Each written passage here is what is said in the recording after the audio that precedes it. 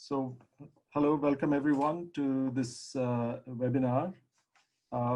We would like to begin by acknowledging the traditional custodians of the land on which the Australian campuses stand, and we pay our respect to their elders, past, present, and emerging. My name is Gaurav Dutt, and I'm the Deputy Director of the Center for Development Economics and Sustainability at Monash University. So welcome to this webinar. CDS has been organizing this series, which we call COVID-19 and beyond, now since May, and we've organized quite a few webinars in the series. It's really just a modest attempt on our part to focus on issues raised by the pandemic and provide really some sort of a forum for discussion. So, today's webinar focuses on, we've looked at a number of issues, but today's webinar focuses on inequality. And as you know, I mean, inequality has been a major global issue even before the pandemic.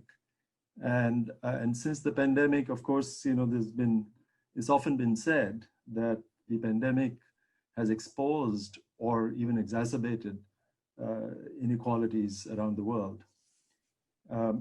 One thing is clear that, you know, we know much more about the mean of the distribution than the dispersion, as the numbers on economic recession are making it very clear to us. Nonetheless, this remains an important topic and subject of conversation and discussion. And we are very pleased today to have two of the most eminent scholars of global inequality as part of this webinar, and who will be able to share their views on this topic. So I'm going to keep it brief. I will let our moderator, Professor Ranjan Ray, introduce both the topic as well as our speakers. And but before I pass on to him, let me just briefly introduce Professor Ray, whom many of you may know. Professor Ray is a professor of economics in the Department of Economics here at Monash University. He has a PhD from the London School of Economics, and he's held professorships at the Delhi School of Economics earlier, and also at the University of Tasmania. And he's had visiting positions at the University of British Columbia as well as Cornell. Professor Ray has published extensively on a wide range of topics, including inequality, but also applied micro development issues, health, welfare, and public economics. And he's also on the editorial board of the Review of Income and Wealth and Economic Record. And with that, let me just pass it on to Ranjan to introduce our panel and also introduce the topic. Let me just briefly mention that we'll be taking questions through the Q&A function throughout the webinar, and we hope to get to as many of them as possible once we have had a chance to listen to our speakers. So thank you very much, and over to Ranjan. Thank you very much, Gaurav.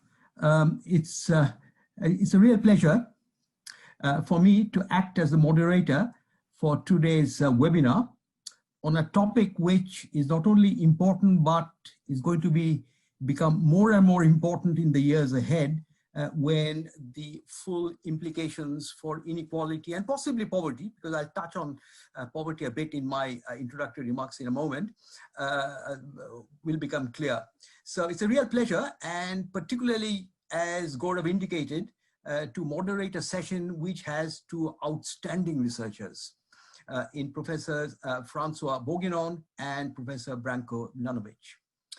Many thanks, Francois and Branko, not only for agreeing to speak with us, but at a pretty odd time for you guys in Paris and Washington. Much appreciated. Now, my role is to welcome you, which I'm doing right now, and introduce you to the audience, who really, to whom a detailed introduction is not needed because you are so well known. But before I do that, can I just spend a minute to mention that the person who welcomed you all to today's session is no outsider to the area of inequality and poverty. And I wanted to make that clear. In fact, Gaurav, along with Martin Rebellion and his World Bank group, has done outstanding work 30 years back. In fact, just to give an example, his work with Martin and the World Bank group in the Review of Income and Wealth in 1991 opened up comparisons of poverty on the international scale, because that's much more complex. And that was the first attempt at having, one of the earliest attempts at having an international poverty line. And one thing which is interesting is that when they came up with $1 a day in 1991, that was, and I assume it's a piece of coincidence, pretty close to the poverty line which the Planning Commission in India was using at that time. So that was Gaurav's, so I wanted to put that on record. Now, turning now to today's speakers, Francois is going to go first, and then followed by Branko. And then we will have 10 minutes of sessions between themselves before we open up to Q&A. Now, Professor Bourguignon is right now the chair of the board and emeritus professor, Paris School of Economics. He has been involved in senior leadership role in the two institutions that have been at the forefront of research on inequality, namely the World Bank and the Paris School of Economics. So these are the two institutions which have produced some of the best researchers and some of the best research in the area of inequality, apart from other areas as well. Francois also, some years back, in the early part of this millennium, joined a select group of people when he became the chief economist of the World Bank. More than that, as if that was not enough, he actually will be remembered for the World Bank embracing inequality and poverty in its research agenda wholeheartedly. He was a member of the Global Poverty Commission, which was set up under the chairmanship of the late Tony Atkinson by Kaushik Basu as the then chief economist of the World Bank. Now, time is short. I can't do justice to all of Francois' works, but I will just pick out two examples. One is his book, which is monumental, Handbook of Income Distribution, which he wrote with Tony Atkinson, which is a must reading. And very recently, his book called The Globalization of Inequality are just two examples of his outstanding contributions. And of course, his seminal articles on growth and redistribution, for example. And so that's what I've got to say for the moment on Francois. So you can all see that we are very lucky to have someone like him. Now, Professor Milanovic, Branko Milanovic, who is based at the Stone Center as a senior scholar, visiting presidential professor at the City University of New York.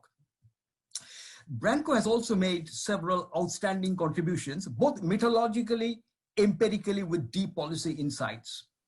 Just to give one example, his paper with Williamson and Lindert in the EJ 2011 was described by the influential Economist magazine, which is something we all economists look forward to, in their words, as the gem of an important advance in thinking about inequality.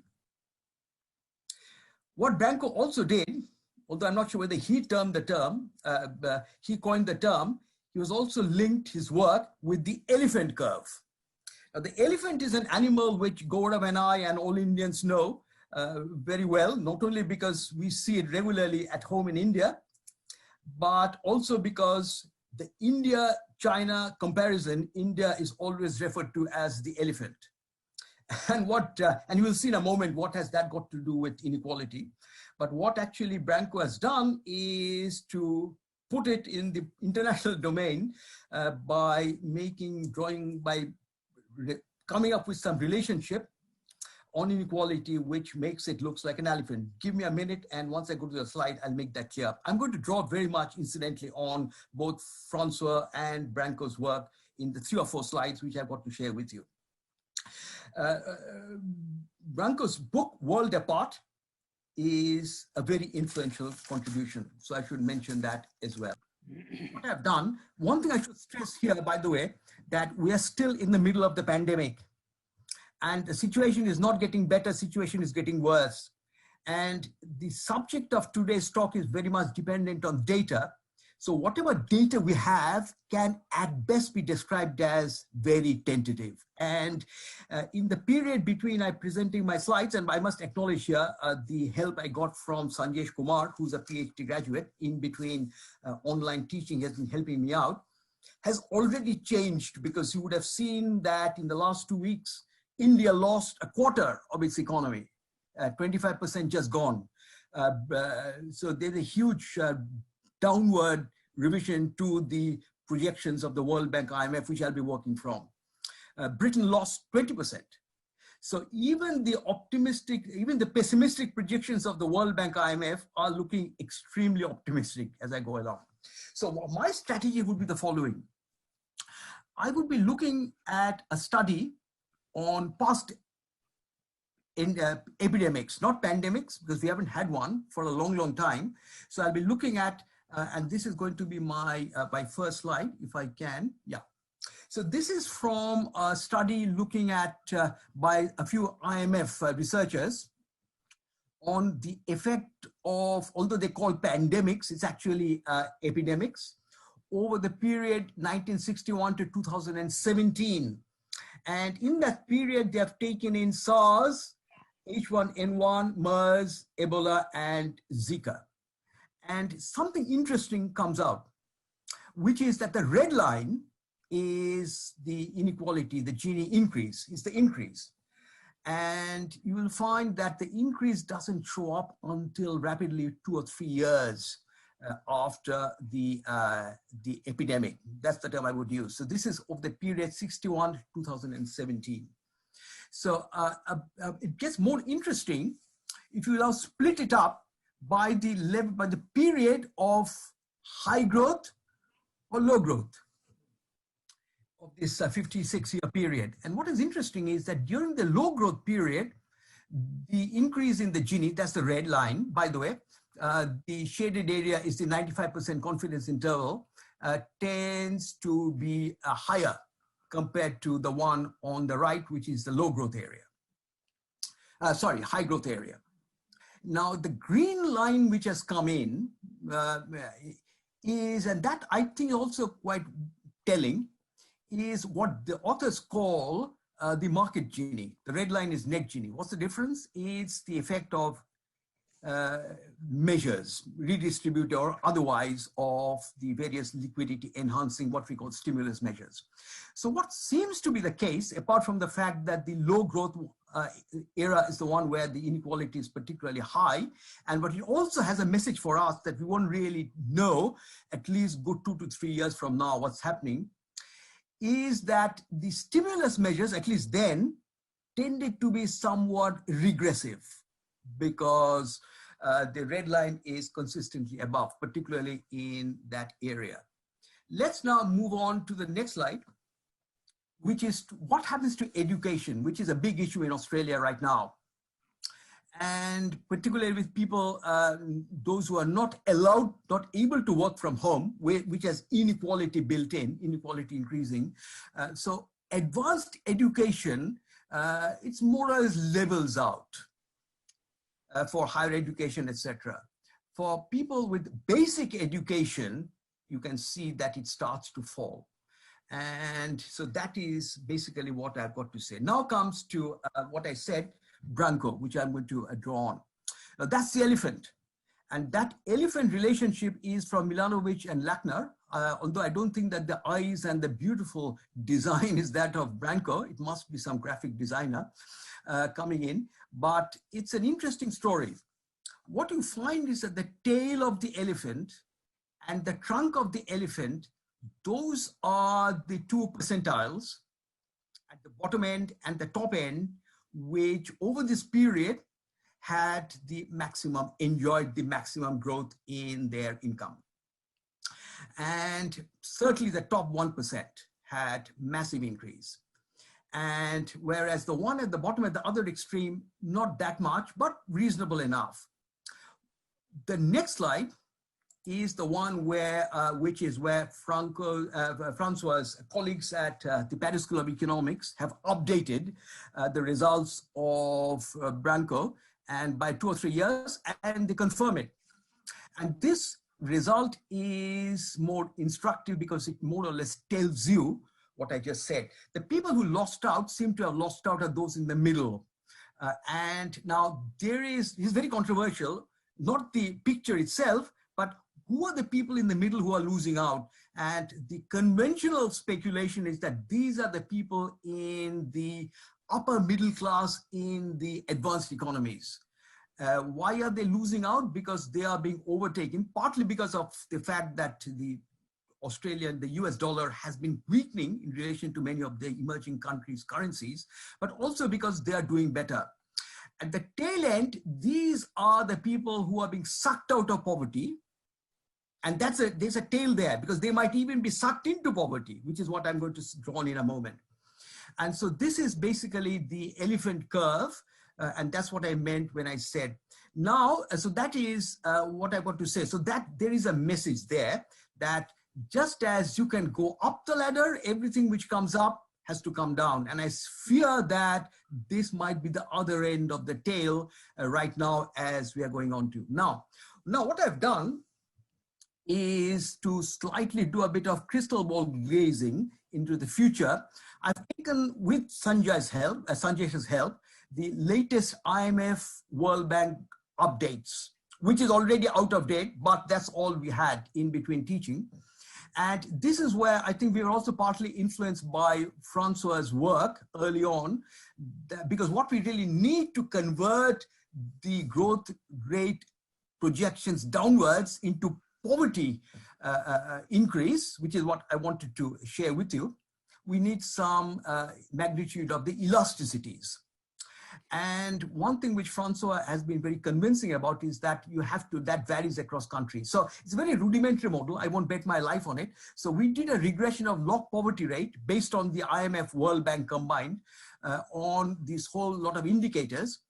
And the GDP comes there, and we had an interaction term called GDP times Gini. And the others I can share with anyone who's viewing wants it, these slides later on. But what it says is that the negative of the GDP is telling you the ability of GDP growth to reduce poverty, but that ability is partly constrained by the inequality. So highly unequal countries will constrain them. Now, if you do that, the next step would be, what does it mean in terms of poverty reduction? Now, one thing I should say, because I can't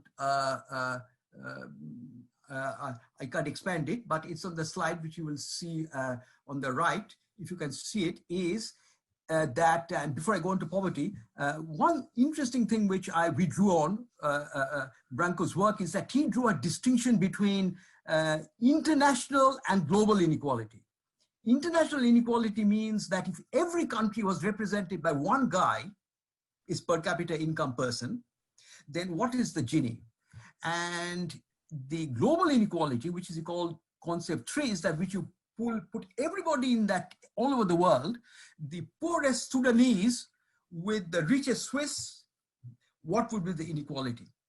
Now, the two don't necessarily go in the same direction, because the latter includes the intra-country inequality. So, but what we did, because we didn't have time, nor do we have the data, is to work out the inequality between countries. And the one interesting result which I can share with you is that countries seem to be coming nearer each other. In other words, the concept 1 inequality has been going down if you believe in these updates. So countries are moving towards each other. Now, I suspect the reason is very similar to the reasons why on Branco's work, Milanovic, Journal of Economic Inequality, the inequality has been going down. The reason is that the projections, the downward projections seem to be higher for the developed countries, lower for the developing countries. And so whatever the reason, that seems, on the face of it, a slightly weird result, but that's what we find. Now, what does it mean for poverty now that we have got the growth projections and we are almost near the end? So on growth projections, or on translating to poverty, which is a slight digression, what we find, and again to repeat, this is based on the last World Bank IMF updates. This is going to be, we are going to see 16 million people. It's a very conservative estimate because the World Bank blog varies from 40 to 60. But on these numbers, and one other qualification is that because of missing data, we could only do 155 countries out of the 190 in the World Bank list. There are 16 million people who would be newly poor, not total poor, but newly poor. But what is interesting is that if we took the full list of World Bank countries, 200, and why couldn't we take the full list? Because the remaining 45 countries, we didn't have data on inequality, which, as per Francois' work, has to be taken into account. Suddenly you find that the number of poor people, newly joined poor people, jumps up by a lot, by something like 40 million. And what is the share of this new poor as a result of COVID? Crystal ball gazing. If these updates are correct, the two regions which are going to be hit badly are South Asia, that's the blue, and followed by Sub-Saharan Africa. So out of this pie of newly poor, we find that nearly 2/3 would be South Asia. Now that, of course, looks more stark than actual because South Asia also has the maximum number of people, I mean, after China, but that's the picture. The blue and the other one, which is Sub-Saharan Africa, are the ones you need to look out for. And finally, and that's my concluding slide, which is that if you do a regression, again, looking into the future, you find a positive relationship between the size of the poverty rate change, if these predictions are correct, and the GDP. And that's because the richer countries have got a lower base of poverty rates. And they don't have much they have, therefore their rates go up. So the only thing I'll leave you on are two messages. One is that the global view can be misleading because this picture talks of huge heterogeneity. And the other interesting thing is that the ones which have been hit are also the ones which seem to have escaped lightly when it came to the deaths and incidents. Okay, so that's what I've got to do. And now I want to pass over to Francois. I hope everybody can see that screen. Okay, let me first start by thanking very much Monash University and the Center for Development Studies for this invitation to speak in this webinar on COVID-19 and beyond. I should say that the title COVID-19 and beyond is, I find it a bit misleading in the following sense. First, one has a feeling that we are already at the end of the COVID-19. And I happen to be in a country where we are starting to think that maybe we are only getting to the second wave of this pandemic. And if you remember the last big pandemic of this type, which was the Spanish flu in 1918, the second wave, which came in 1919, was much more deadly than the first wave. So because of that, I think that we should refrain from looking at already the COVID-19 as something which has happened, and now we can study what has been the consequences. We are still at the middle of the story. And the second reason why the beyond maybe in our discussion today may not be the right dimension is that I believe that the issue of inequality is really not beyond, it is really within the COVID-19 story. It is difficult to think about discussing the COVID-19 and the way in which it unfolds and its consequences without looking very directly to the way in which it affected differently different people. So let me go directly to the body of my presentation. What is interesting is that the COVID-19 has been presented very often, almost since the beginning, as both showcasing inequality and exacerbating inequality. Showcasing inequality in the sense that people at the bottom of the income scale would be hit harder by the pandemic and by its consequences.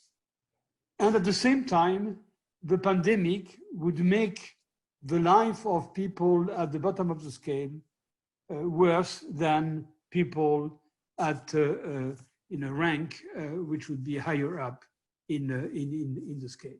So basically, the arguments were that the pandemic was expected to hit harder people living in precarious conditions for obvious health reasons. The lockdown, which has been decided in most countries, except very few ones, was likely to affect more those people with irregular jobs, irregular incomes, the others being able to use teleworking and being compensated by their company or by the state. The third thing was that the subsequent global economic crisis, which came out of the COVID-19 and the lockdown measures, was also expected to increase poverty in the world and maybe inequality. I'll come back to that point in just a moment. And finally, we have to take into account the legacy, the likely legacy of that crisis in terms of human capital loss, which is especially pronounced in low income and precarious households. And this in turn will affect future inequality. Now, of course, it is too early to analyze the effects. It is too early to present genies or to present any measure about the actual inequality effect of the COVID, but one may start speculating on what they could be. I'm sure that as a matter of fact that 20 years, 50 years from now, maybe we'll still have scholars studying this particular aspect of this huge pandemic. And it also may be the case that this pandemic will be responsible for some kind of bifurcation in our societies. So it is really a major event.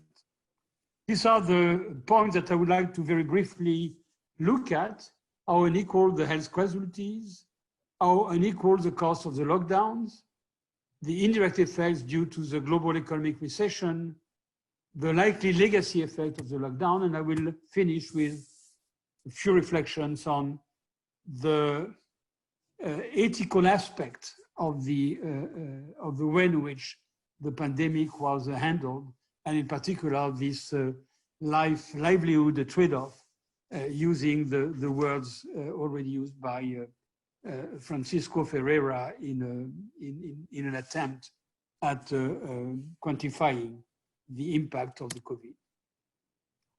Unequal health casualty of the COVID. Now, I think that we can say today that the average health cost of the COVID is limited if we compare to big pandemics, in particular the most similar one, which was the Spanish flu, which supposedly caused 50 million deaths in the world. It is too early to say how many deaths will have caused COVID-19, but we are very, very far from this kind of order of magnitude. And when you look at the order of magnitude by country, here are the range. Australia is one of the countries which is really little affected, with 0.03 death per 1,000 inhabitants, whereas in the US and in many countries in the European Union, those shares, those rates are 0.5 and 0.6. So this is already quite substantial. Yet, if you compare to standard influenza, those figures are twice or maybe 3 times at most the death rate of influenza. So we are not in front of something which, from a health point of view, is as damaging as has been the previous pandemics. Moreover, if we look not at deaths, but at quality adjusted life years, then because the majority of casualties are among the elderlies, then the cost is not extremely high because the number of years lost is limited. Now, of course, this is what we can say today, and without knowing whether there will be a second wave, which will be much worse. And also, we have to keep in mind that back at the beginning, in February or March, there was a lot of uncertainty about the casualty. And many people were basically talking about 500,000, 1 million deaths in countries like UK, France, Italy. And of course, we are very, very far from this kind of expectation. But in February, March, we could not say very much about this. Now, in terms of inequality, those casualties are selective. We don't know very much on this yet because we don't have a very good statistical description of who were the people who died from COVID. 2 pieces of information. Here you have some statistics which I took from a publication by the CDC in the US. You have some characteristics of the COVID decedents and characteristics of the whole population.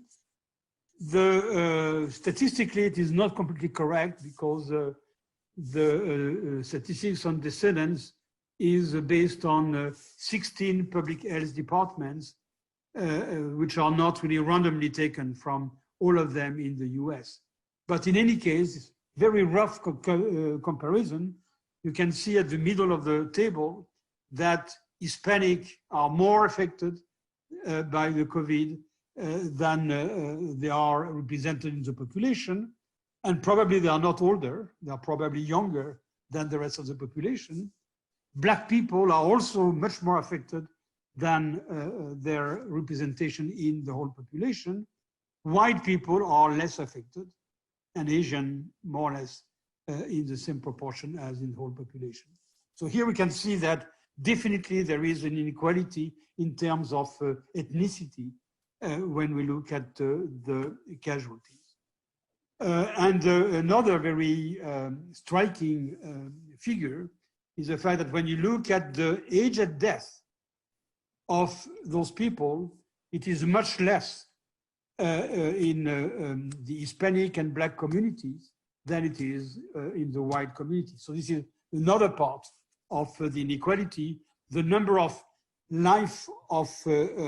years of life lost is much higher for Hispanic and Black. In the UK, then we have this chart taken from a recent study by Richard Blundell and Associates, which shows the gradient of deaths in the UK, and the brown bars correspond to the COVID. And what you observe is that the COVID incidence is much, much bigger when you look at most deprived areas. This is on the horizontal axis. These are not deciles of income. These are deprivation of areas, of geographical areas. So it is in the most deprived geographical areas that the rate of COVID is the highest. And the last point I wanted to make is that if we were to integrate in inequality analysis, this inequality of the way in which the COVID-19 is hitting the population, then the kind of correction that we would make to income inequality measures to take into account life duration or life expectation and the impact of the COVID, we would find very, very little difference. So I think it is important to keep that in mind. We are in front of a phenomenon whose direct effect in terms of health is not that big. But the impact in terms of economic and in terms of the lockdown, the policies which were decided because of the COVID is much important. So because of the COVID appearing in February, March in those countries, then the lockdown policy was almost universally applied. I will say more about the decision process later. It was coupled with teleworking and in many countries, partial employment compensation. Basically, companies keep paying their employees, even though they were working at home. But at the same time, in most countries, but more in developing and emerging countries, informal workers were not covered by this kind of compensation scheme, unemployment compensation scheme. And in addition, so because of that, they were simply losing their job and losing their source of income. And in addition, they were more exposed than the rest of the population to the pandemic because of where they were living. So here we have a kind of double pain for those people. There was a partial compensation in most countries, including in emerging countries, and I'll talk about Latin America in just a moment, through special public cash transfer programs, which have been extremely sizable, probably even in countries which are not known for being very generous. The compensation that was given was quite sizable. Too early to estimate the impact of these measures. And also, it's not clear to what point of time we want to look at the inequality impact. I mean, should we look at those people during the lockdown? Should we look at the whole 2020 year? This is not clear, and I guess that estimates would depend very much on what is the time dimension of the analysis. But only some hints available from a study in the UK, which I already mentioned, and Latin America. The best we could do at this stage is simply to look at what are the measures and what are the people most likely to be affected. In the UK, as in many other developed countries and in many developing countries, emerging countries, then you had the lockdown and some sectors were simply shut down. And those sectors shut down, of course, would be people there would be affected in terms of income. And here on this chart, at the bottom left, you see that who are to which decile of the earning distribution belong those people who are in the shutdown sectors. And at the bottom of the slide, you have a complete list of the shutdown sectors.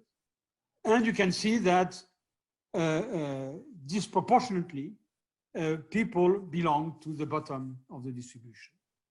You also have the same thing in terms of ethnicity in the UK, with Pakistani and Bangladeshi and other Asian more affected through that measure.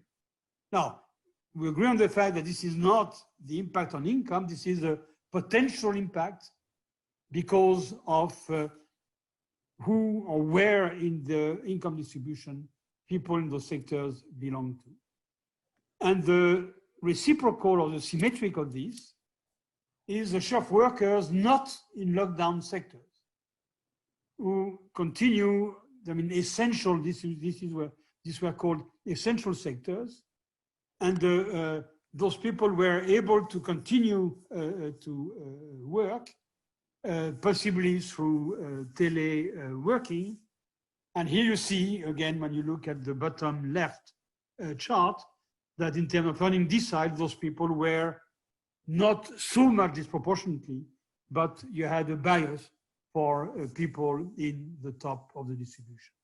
So on that basis, we can say that the first impact of the lockdown must have been favorable or less unfavorable at the top of the distribution than at the bottom of the distribution. Then you have this interesting study by Nora Lustig and associate at the Center for Equity in Tulane University, where they move slightly beyond what Blundell and associate have done by simply looking at what would be the impact in terms of income. So basically, they know that people in non-essential sectors would see their income being reduced because of the shutdown, and then some assumptions were needed in order to allocate this loss of income among those people. And they look at two different extreme options. One which was few people losing a lot, concentrated loss, or many people losing less. And these figures were simply calibrated in such a way that the average loss of income would correspond to the IMF predictions about the change in GDP per capita in those countries for the whole year, which was around 9%. What are the results of that? If you simulate this on a sample of households, knowing who is working in a non-essential sector, who is working in an essential sector, and applying those assumptions about who is hit and how bad those people are hit, then you get this kind of figures. So let's look at Argentina. The solid line is before taking into account the compensation policies and the cash transfers made by the Argentinian government. And this represents the loss by people who belong before the crisis to the various percentiles of the distribution. So, for example, people more or less in the 35th percentile, as you can see, have lost, here it is, 15%, whereas people at the top would be losing 7%, and people at the very bottom would be losing a little less. And so this is really the loss, at least during the lockdown period of people in Argentina. And you can see that this is certainly unequal in the sense that rich people didn't lose as much as poor people. And the dotted line is simply the impact of the cash transfer program, which alleviated the impact of the crisis. And you see that for very poor people, this overcompensated the impact of the COVID, but it didn't for people above the first decile. So, and of course, for rich people, the difference is very limited. In Brazil, you have a cash transfer program which is more ambitious, And you see that practically the three first deciles were in pure income terms during the lockdown better off in comparison with the previous, with the no COVID situation. Now you may ask, okay, but those people had more income, but they could not spend their income. This is also a different story. And another interesting consequence of this is that this is the reason why Bolsonaro's popularity went up because of the COVID, and is now at a very high level because of this redistribution. And here it is interesting to see that in a country like Mexico, nothing happened. Let me now move to my third point, which is indirect effects through the global economic recession. So the global recession is a net addition to the drop in aggregate demand due to the COVID-19. I'm not sure that we should talk in terms of aggregate demand as in a standard macro, because one big thing of the COVID is the fact that the purchasing power in many cases was there, but people were not able to use their purchasing power. In most countries, the saving rate of households increased quite substantially, at least on average. I'm not saying that this was true for all people, and certainly not for low-income people. So this crisis thus affected sectors which were not in the shutdown. So the kind of calculation that were made, I lost the time. Yes, Francois, can you, because Branko has to leave, so maybe we should wrap up now. Yeah. Thanks, thank you. Okay, let me, okay, maybe I should, okay, I'll go much quicker. On this, the only thing I want to say is that we know that global economic recessions are not necessarily increasing inequality. And as a matter of fact, we observe that in many cases, inequality is decreasing. Why? For a very simple reason, is that capital income are more severely hit in this kind of recession than labor income. And it is a common view that the labor income share in GDP is increasing in times of recession. So I think it is important to insist on this, because the day we will be able to really look at the inequality impact of the crisis, we might very well find that inequality has not increased that much simply because of that capital income story. But at the same time, we may say, okay, those people may have lost income, but their consumption expenditure remains the same. So this is the point I'm making at the end of the slide. Who cares? Now we have the legacy effects, which I don't have to insist very much. The disruption in schooling will have a huge impact in the future on children. And again, in well-off families, telelearning was possible. Parents took care of their children and substituted to teachers.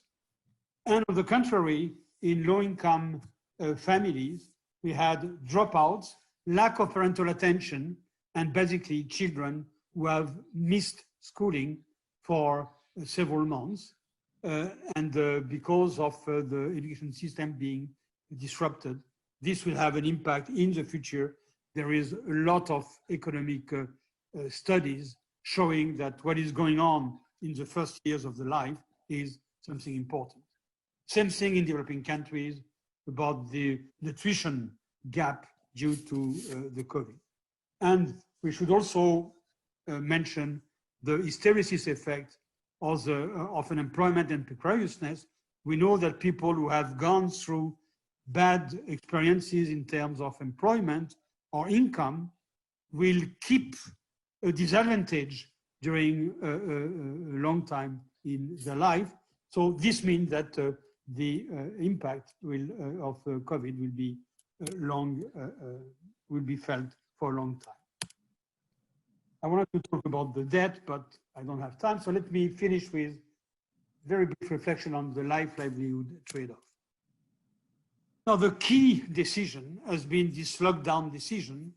And today, we have this difference between the strategy used in Sweden, which didn't lock down, and in other countries. And I remind you that at the beginning, UK, Netherlands were countries where they decided not to lock down. And at some stage, they decided that this was not possible. Now, in economic terms, we could define that as a very standard trade-off between saving lives and minimizing income losses. So we have, on the one hand, we value lives. On the other hand, we value livelihoods, we value the fact that people have enough to live on. Now, we could have thought that we are equipped in economics to deal with this kind of trade-off. But as a matter of fact, there was never a real evaluation of that trade-off for two reasons. One, and it is an interesting point, which is that it is politically incorrect to mention the price of life. When economists and insurers and health economists are quite used to use the price of life, but any discourse in those days saying, okay, how much are we paying to save those lives through the lockdown? And maybe the cost is too high. This is something that we never heard. It was politically incorrect. Huge uncertainty at the same time about the mortality of the pandemic. And because of that, people say, okay, we have to lock down because we don't know exactly what will happen. But the point is that really the lockdown decision was taken essentially in order to smoothen the curve, that is, in order to avoid the congestion of healthcare facilities and avoid having many people dying in the corridors of the hospitals and having corpses everywhere, the funeral services unable to handle all this demand, and the impact on the public opinion would have been terrible. So my point is really to say that in the way we handled the crisis, there was a huge political aspect. The reason why the lockdown decision and then the deconfinement has been decided, and maybe a new lockdown and new deconfinement will be decided in the future if really we are in the front of the second wave, was inspired by pure politics rather than by social value judgment. And for us, economy thinking about these issues, I believe that this is a point that is important. Was it the right way to operate, or would we have been satisfied to have a more rational decision process when deciding about this lockdown? At the time, we realized that the cost of the lockdown is quite substantial. And I stop here. Thank you very much. Let me first pick up 2 points from Francois.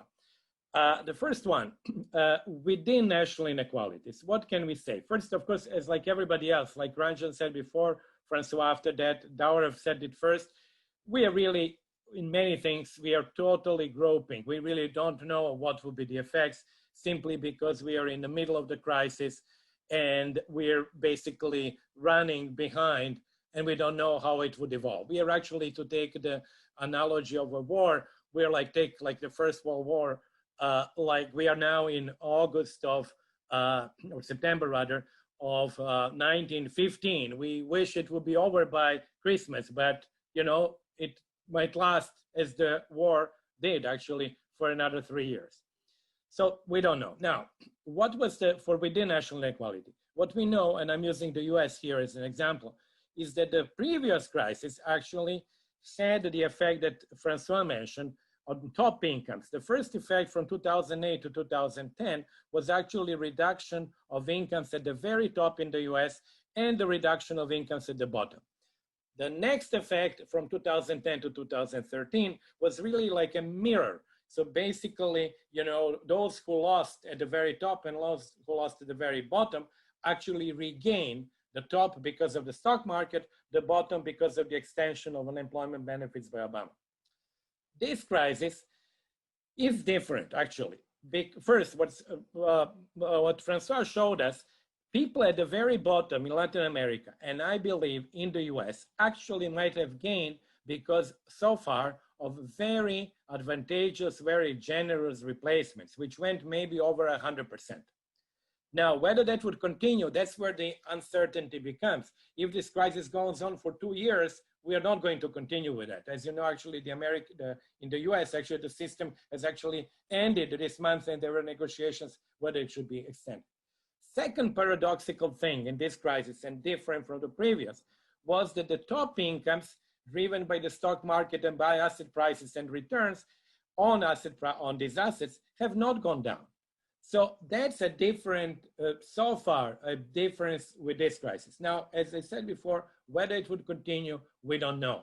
But so far, I don't see the effects of this crisis as being, at least in the US, similar to what happened 2007 to 2010. Now, very briefly on the global inequality.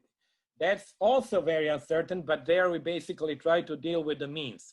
As you have seen, actually, what Ranjan mentioned, when you look at the numbers of the IMF, they are being revised like practically every month and revising with the worst outcomes. But if you think of the three units, the rich world, basically Western Europe and the US on one hand, China and India, the three units. Global inequality, because of a really small effect on Chinese growth, or relatively small, and significant effect on Western growth, global inequality is very likely to continue going down. And I have a recent paper which goes all the way to 2014, and actually it continued going down, but it continued going down because the two engines of reduction, India and China, continuing outpacing the growth rates of the West. Well, now with India's situation being, as we have heard, very precarious and actually powerless, we really don't know what will happen. So, and then we have Africa on top of that. So really, even for global inequality, where I actually thought at first that the trend will continue because of China becoming sort of again converging, continuing that convergence, we are not quite sure. So on both sides, I think that what we can say is really quite a lot of uncertainty. Although on the global side, I do believe that actually if China continues to outperform, and if India does not really decline tremendously, we might actually have a continued reduction of global inequality. Now, a very brief sort of aperçu on where are we now in the crisis. This is actually my favorite, indicator that I actually started putting down in early March for myself. And that's why only the countries that were really affected then are shown here. For example, Brazil is not here, and nor is India here. But basically what it shows you is the resolved cases over total registered cases. So the resolved cases are people who have been released from hospital, who have actually been cured, let's say, plus people who have died. So that's over for them. Either they have been sort of cured or they are dead. Over the total registered cases. Notice that China had the 90%, in other words, almost 90% already by March. In other words, it was really very high up into the sort of end of the crisis, because the end of the crisis is when you're at 1. So basically all the cases have been resolved either positively or negatively. But then you notice, of course, many countries actually started, of course, growing up because that was the duration. They're actually resolving the crisis as they grow up. So as you move towards higher numbers. For example, you look at Germany. Germany obviously starts with 0, then that goes to 0.3, 0.4, and so on. It's currently at 0.93. But you have, it's very sort of, important and serious, you have most recently Spain, France, Korea, Italy, and probably a few others when you have a reversal. So that was this kind of a second wave. In the US, we don't have a reversal yet, but the US case is very sort of bad. I mean, sorry, where is the US case?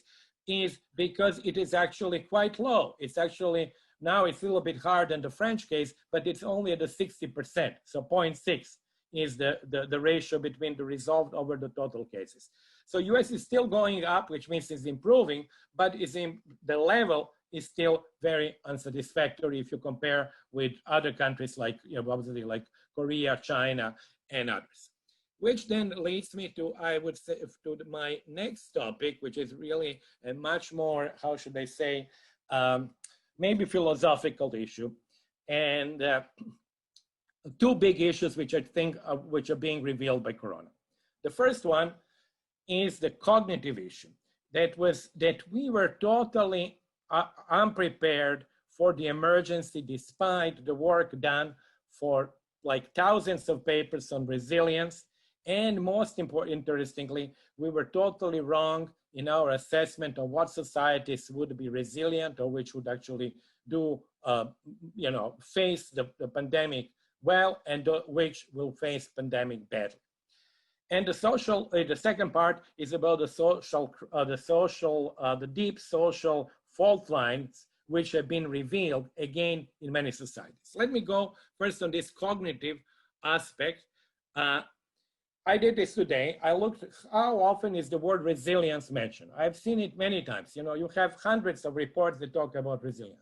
Well, when resilience, you see that actually from the year 2000, it really exponentially increased. It increased as much as the virus increased. So it's actually an explosion of the work on resilience. Well, had we become very resilient? No. I don't think that countries like Taiwan, China, Singapore have really looked very much at the work on resilience.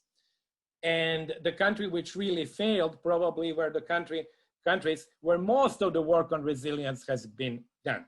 So it is not particularly good. But what is even worse is that if you look at the most recent Global Health Security Index report done in October 2019, it's actually the first such report. What countries do they find most resilient to a pandemic? This is like an irony of history, that they come out with this ranking in October 2019, that the first cases of in China happened either in December or maybe November. So it's practically at the same time where COVID starts. What do they find? They find the US as #1 most resilient country, UK #2 as the second, Netherlands as the third. So all three of them have done really pretty bad.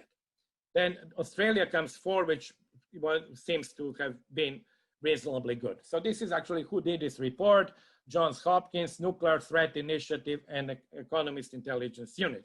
And of course, how do they rank? China comes number 51 with a very low score. Now, why I like this example is because it really shows, I think, the limits of all these many indexes, mash-up indexes that we use for many things. I mean, we have been producing them in the last 20 years, really, for practically every phenomenon you take. And I think this example shows that they really totally failed to hit on the relevant information, which led some countries to be successful and others to fail. So I think that in many cases, they are based on our preconceived notions, and they do appear reasonable. So if you had shown this index to me in October, I would have said yes. And of course, they had probably, US spending per capita on health is like totally out of any sort of bounds. I mean, 70% of GDP per capita, no country does that. So if you use such indicators, you would actually expect to find the results which seem reasonable and which they produced, but which turned out to be quite wrong. So in this case, we had a brutal discovery that our sort of priors were very wrong. In other cases, we don't, because we don't have such dramatic effects on corruption, freedom, transparency, or whatever else we are measuring. So I think that actually one lesson of this crisis for us, actually for economists and people who work with these things, is actually we have to think much more carefully about what we are producing. We are producing things which actually, if you look at what happened, did not stand up to scrutiny, did not stand up to actually predicting the effects of the crisis, nor, it seems to me, removing the worst effects. The second part, which I have no slide, but I just want to say a few things, is the social effect. There also, I think this crisis has revealed very deep-seated fault lines, some of which we actually knew, some of which, I think I have some slide on that, some of which we preferred maybe to ignore. And these issues are actually very important. Now, I'm sort of very much influenced by what is happening in the US. If you look, not only was the US, according to all these indicators, country that should have really stood up, should stand up very well to the crisis. It actually should have been among the best. It was probably one of the worst. And it was not only the worst because of the problems and the failure at the federal government. And we know all of them. It was really, the problems were, I think, much deeper. The problems go back to the issue of valuing of life, whether we really want to follow the rules or not. So it is like the issues of discipline, the issues of very uneven effects on different communities. Francois talked about that. I spent 3 months in California. If most of the victims are people, so-called essential workers, Latino, there is really no political pressure to do much. The failures were multiple. For a whole month, you could not know in California actually when you had tests. First, there were very few tests, but then eventually when they had more tests, they could not tell different counties what was the percentage of positive results in their own county. Why? Because the computer system failed. So you have a computer system in probably one of the richest places in the world, in a place where Silicon Valley is located, where the wealth is enormous, crashing and unable for several weeks to solve the issue of allocating, when they get results from different testing sites, allocating it to counties. So you don't know if the county has, actually the rates were going up, infection rates were going up, whether the county has 8% infection rate, 12% or 15%. And at the same time, you go and visit different places. I take this as a real example which shocked me. You go to a parking lot and you see on it, so this was not a big parking lot, but every car there was a Jaguar, Porsche, BMW, Mercedes. If you just were to take this parking lot, you have about probably $30 million worth in cars. And that particular state, which is run by Democrats, city is run by Democrats, by liberal, all that, cannot solve these problems. So that's why I think it actually, particularly in the case of the United States, is really sort of revealed number of issues. And finally, what we need to also look is not that distinction which in the beginning, when it happened to China, many people sort of jumped and said, oh, well, it would never happen in democracy like that, which of course was proven wrong. But one thing which actually we have to see is that the effects in Asia were way, when I speak of Asia, I mean East Asia, were significantly better, lower or better outcomes than what happened in Europe and the United States and Latin America. And that actually covered countries which were politically very different, from countries like China and Vietnam to countries like Taiwan and Korea and Japan and Singapore. So you had throughout a much better performance, which then of course has to actually lead us to ask questions. Why did it happen? Why we could not actually see that happening, and what are the reasons, whether there were actually different polities, are people differently organized? Is it because they had experience with the virus, with SARS before? Or is it because the government is able, even in democratic societies, to be much more forceful than it was in the US? And the measures were draconian, which could not be implemented in many Western countries. But we definitely have, I think, to study that and to look Branko, at. So sorry I'll to finish. come in. Yeah, Yeah, I'm go ahead. finished. Yeah, very So good. it's Go ahead. basically two issues there that I would like a sort of more sort of discussion-wise. It is not about the numbers, and this is really about our epistemological, to some extent, ability to understand things upfront, and secondly, what this crisis is teaching us about the political and social systems in different countries. I think it's a big teacher for all of us, this crisis. Thank you very much, Branko. Much appreciated. Now, what we do, because you have to leave, and I really would hope that you can stay. No, yeah, I can stay a little bit longer. Okay, very good. Excellent. So what will be fascinating now is for Branko and the two of you to come in and have a chat. So maybe the way to go is for Francois to begin. So let's, for those who have joined in, we are going to have a 10 minutes, and that will leave 10 minutes for Q&A, is for Francois to raise issues, comments, etc. And then maybe Branko can come back and raise with issues. And Gaurav can come in as well, because you are the other guy as well here very much. And then we'll open up to Q&A. We have a few Q&As coming in. And so over to you now, if Francois, if you want to raise some issues to begin with Branko. Thank you.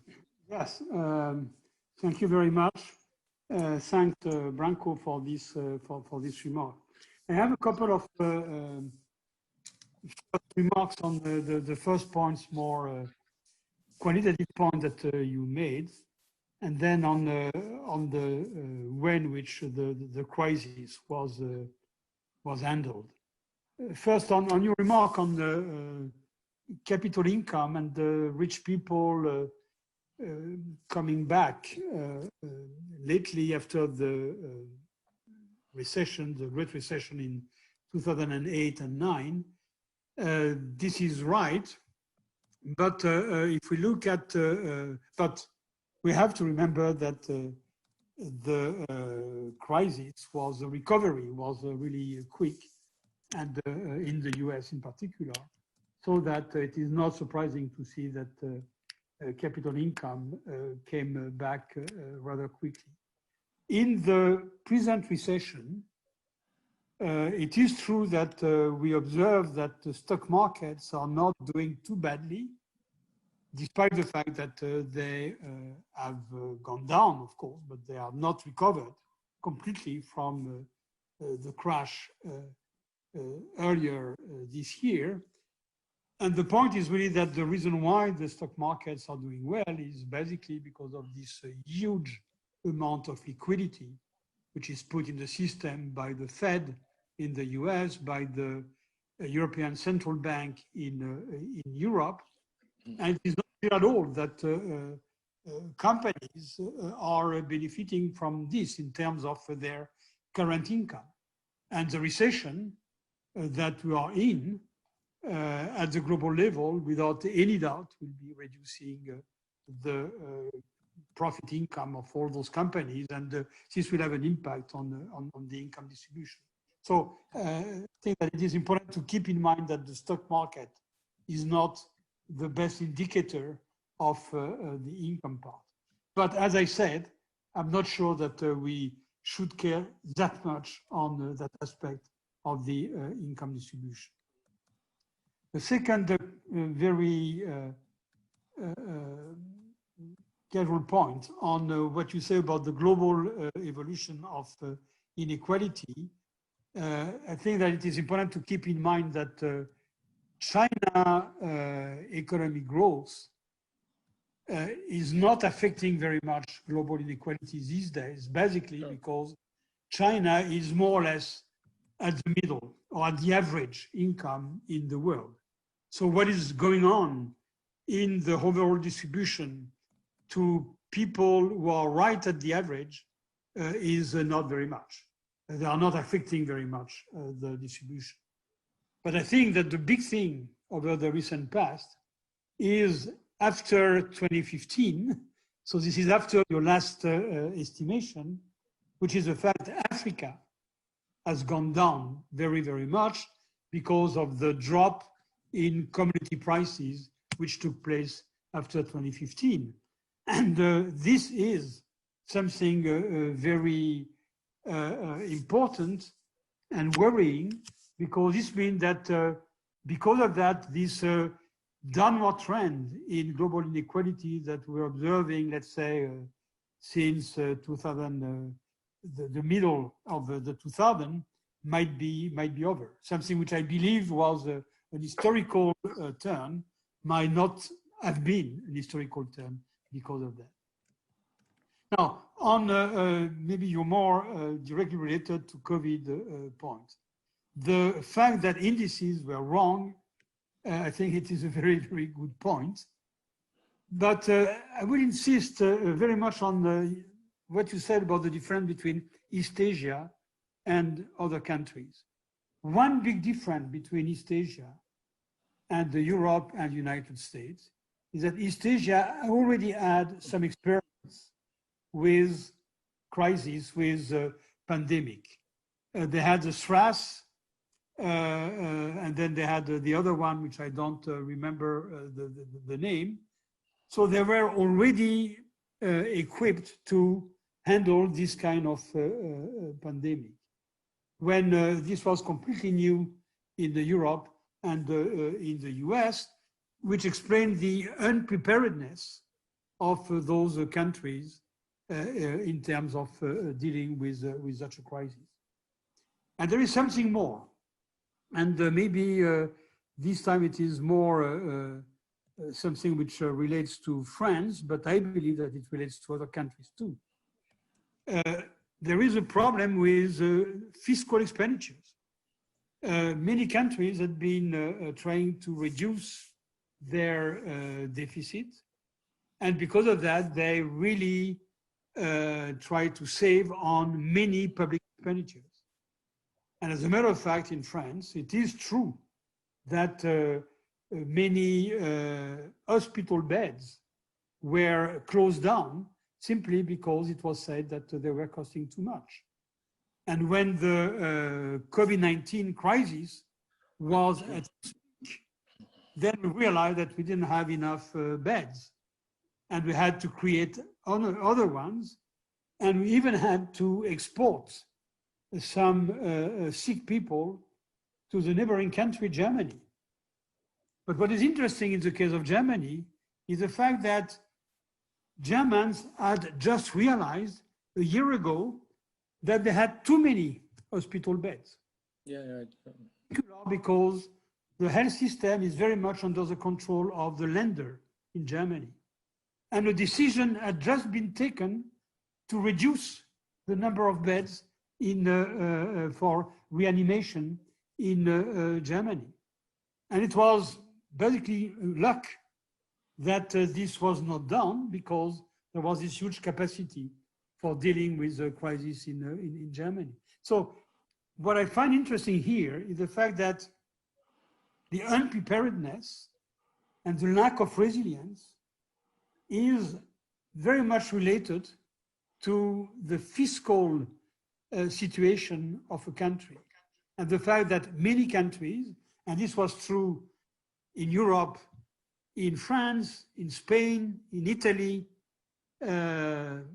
all those countries which were really very much affected by the crisis and had fiscal difficulties, when it didn't happen in the north of Europe because the fiscal situation was better. So it's interesting, I believe, to relate the impact of the crisis to the fiscal situation. And my last point is something that we discussed, Branko, not today, but by email. When you mentioned in an email this book by Walter Scheidel about inequality and the big disasters, and the fact that the only times in history where inequality goes down is when you had these big disasters like wars destroying assets, and because of that inequality going down, or possibly the Great Plague, which didn't have a direct effect on inequality, but an indirect effect on inequality in the sense that by reducing the population, then historians believe that the real wages or the earnings, real labor earnings, increase very much in comparison with other property income. And this is the reason why inequality probably has gone down at that time. So I think it is interesting to look at the COVID-19 in that perspective. And the point is that we cannot, I think, expect the same kind of impact as this impact of big wars or big pandemics that we had in the past. And it is interesting that this crisis is very different from the previous one. And I will finish on this.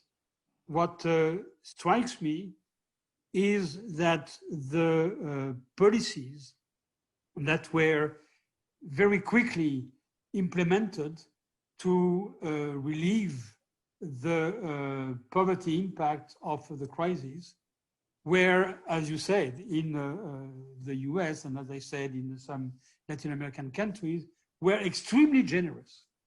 And I'm not sure that 50 years ago, this would have been the case.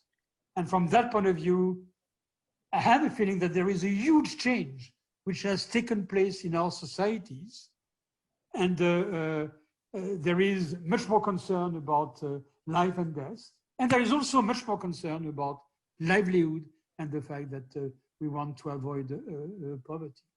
And if, in order to finish on an optimistic note, I believe that this is something which has to be stressed.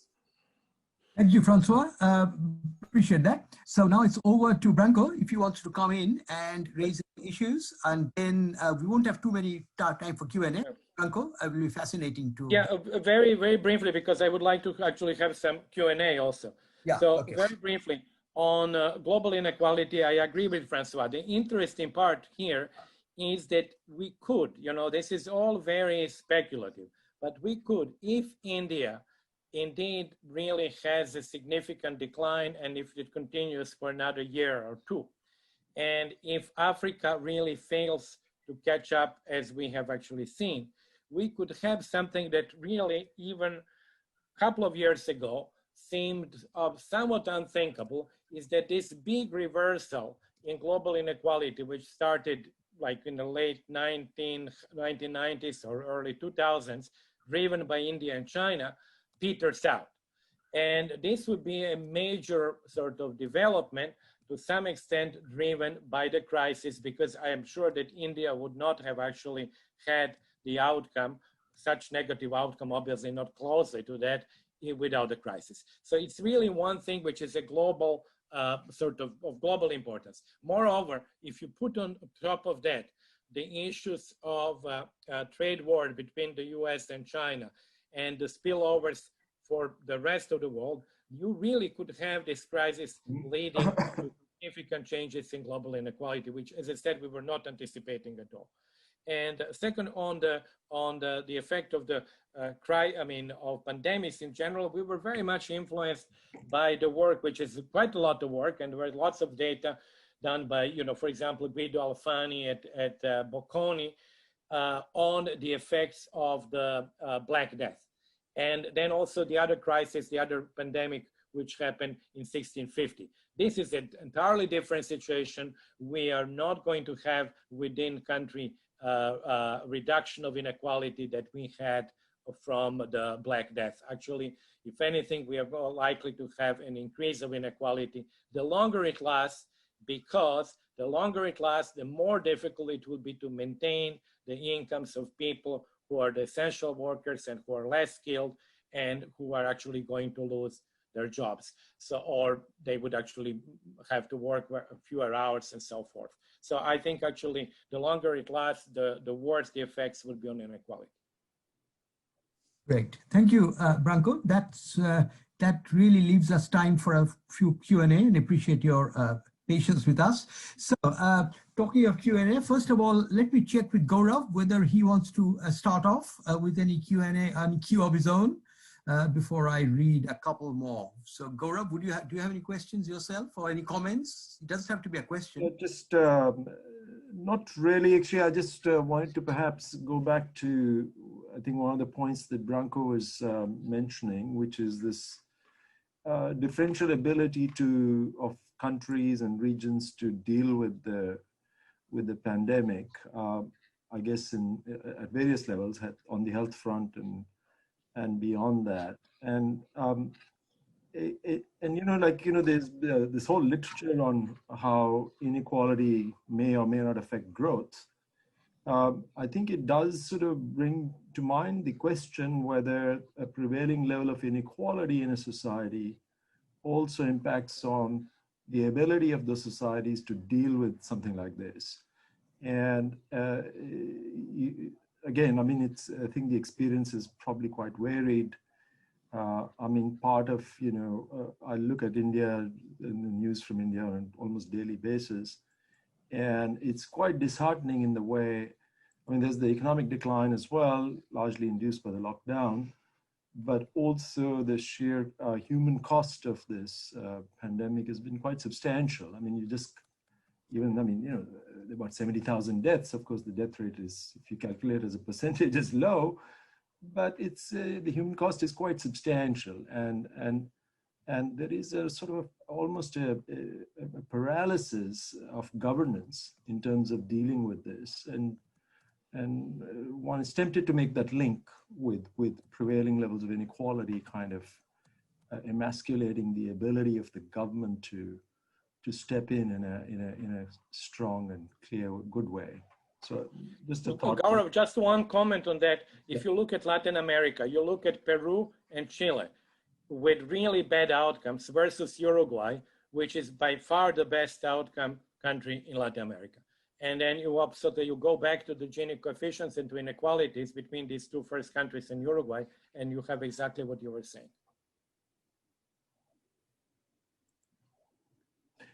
There is a couple of, Francois, I don't know if you want to come in, but yeah. I was about to mention the case of Sweden, a country where you have a lot of equality, where you have a lot of redistribution. We decided not to go into lockdown, and where the human cost is as high as in the worst countries in Europe. So no, I'm not sure that equality is really something that important there. Basically, because there was a very, yeah. I think it's, as you said, it's a political decision that was done in Sweden. So controlling for a given political decision, I think what Gaurav is saying is controlling for a given political decision. Country with greater inequality, I think, really are performing worse. But of course, the question is actually, is the political decision endogenous or not? Okay, but if you mentioned the case of Uruguay. Uruguay is a country which is more egalitarian in Latin America, basically because Uruguay was the first country in the world to introduce a social security system. And this was back at the beginning of the 20th century. So in a country of this type, when this kind of pandemic comes in, then you are certainly much more ready to intervene and to reduce the cost. So I'm not sure it is inequality per se. It is also the fact that you have a system which is socially oriented towards social services. Okay, thanks, Francois. I've got, now that we are going on to the Q&A session, unless you want to add to this, I've got a question which is the following. How should the governments deal with the impact of COVID-19 on the labor market in developing countries, particularly low-income groups, informal workers, small businesses? So do either of you, or hopefully both of you, have any thoughts on this? I like Francois. Okay, thank you. I'm not sure that there is any recommendation that can be made. I mean, the problem was really to try to minimize the cost of the lockdown on those people. I mean, when the lockdown started in India and in Brazil, which are two countries very badly hit by the pandemic, it is true that people were very dissatisfied, and it was completely clear that we would push those people into poverty. As a matter of fact, I wrote an op-ed in the newspaper Le Monde right at the beginning, in the first days of the lockdown, calling the attention of people on precisely informal workers and telling people what you are doing in developed countries may not be working in developing countries because of informality. Now, I think that it will take a very long time to decide whether this was the right policy or not. It will take a very long time to decide about or to measure the number of lives which have been saved because of this lockdown of these informal workers. But somehow, I have the feeling that there was something which was not very neat, not very satisfactory in all this, which is the fact that somehow I have the feeling that in some countries, the rich elite was protecting itself from those people living in the slums and where it was expected that the pandemic would be spreading much quicker than elsewhere. So I'm not completely clear on what is really the rationale, the reason why those policies were implemented so hardly in the case of India and Brazil. But these are also countries where the social differentiation is extremely big. So this is the kind of remark that I would have on this. Okay, thank you. The next question, again, either of you. This is from our Monash colleague, Marika Vitsiani. Did Taiwan benefit by having a deputy president who had studied epidemiology at Johns Hopkins University? Now, if you can answer, please go ahead. That's an interesting question. I don't know, obviously. I've seen actually there are several cases of people. I mean, you can say that Angela Merkel was a chemist, so it could have benefited from that.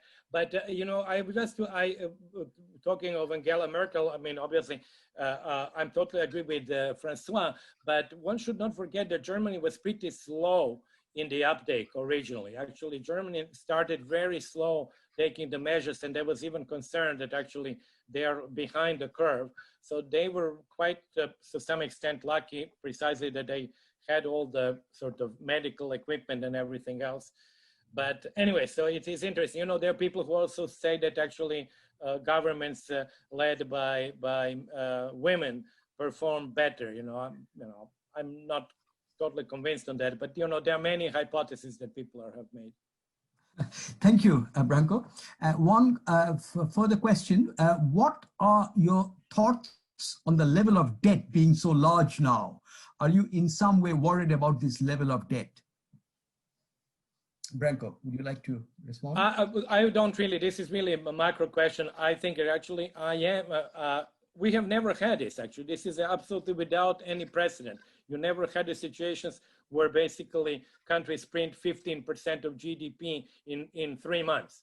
This is, I think, unprecedented, but I think it's a really a macro question. I, don't know. I mean, we have had a huge increase in liquidity after the previous crisis. Prices have not budged. It seemed like that it can continue. I don't know. I wonder what Francois thinks of that, but I'm not excited about this. Right, Francois? I mean, on the issue of the number of deaths, I don't know what to say. I mean, from my point of view, the death count today is not that big. mean, No, if I think he we, meant debt. DPT. Borrowing. sorry, I Borrowing. mean, I Borrowing. beg your Borrowing. pardon. Yeah, it's Borrowing. an accent. Yeah. Public debt. Public debt. it is, okay, sorry. We are talking about the public debt or Yes. the number Public Public debt. debt. public debt. Oh, okay. Okay, fine. I mean, it is true that we are getting to a huge public debt that will have to be repaid in the coming years. Now, the problem is whether it will have to be repaid or not. If economic growth is coming back at a reasonable rate, then the debt over GDP ratio can very well be reduced in a few years.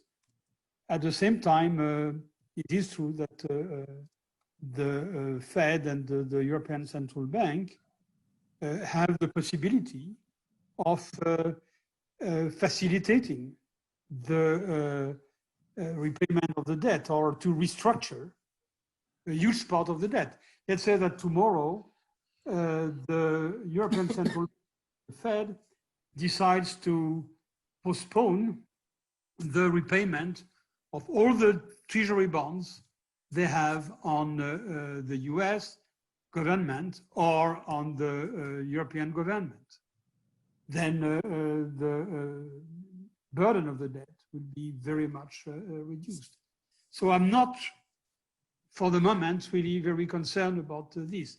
But it is true that when we'll go back to normal times, then markets might become nervous and something will have to be done on the debt.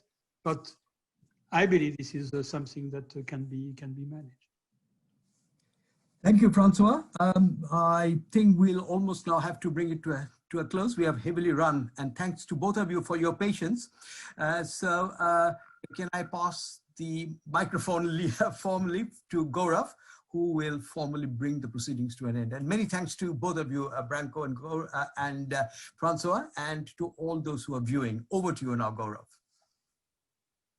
Thank you, Ranjan. Yeah, we've gone quite a bit longer than we had anticipated. So my thanks to everyone, especially those in the audience, but also many of, a large number of whom have stayed on. And my apologies, first of all, for some of the questions we could not get to, but as we've gone already over time, we will bring it to a close now, but there is scope for interaction beyond this, and I hope many of you will continue to make use of that to interact further. And finally, and most importantly, let me thank Francois and Branko for sharing their time, despite all the time difference and an unearthly hour in both directions for both of them, although Francois is probably waking up time, but Branko probably should go to bed now. But it's one of these discussions where we can talk for a long time. It's been very interesting to listen to your thoughts on this. And I'm sure there'll be other opportunities when we'll, for years to come, we're going to be talking about these issues. So hope to interact on these. So thank you once again. And also thanks to Ranjan for doing an excellent job with moderation. Thank you, Ranjan. Thank you all. Thank you. And bye. Thank you. Bye-bye. Bye-bye. Good night, Branko.